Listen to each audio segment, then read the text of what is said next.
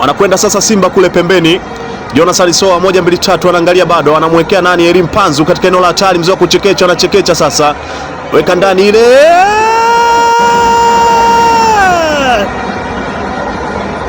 Mashabiki wa Simba wanakwenda kunyanyuka bila shaka.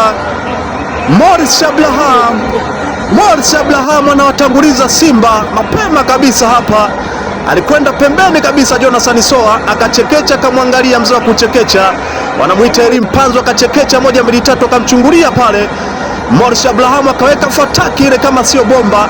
Mabeki wa Mbeya City wanalalama hapa, pila matolatola alinakwenda kutamba hapa katika viunga vya mnyamani. Watu wanaenda kusahau lile pila matatu, pila mahereni linakwenda kusahaulika hapa.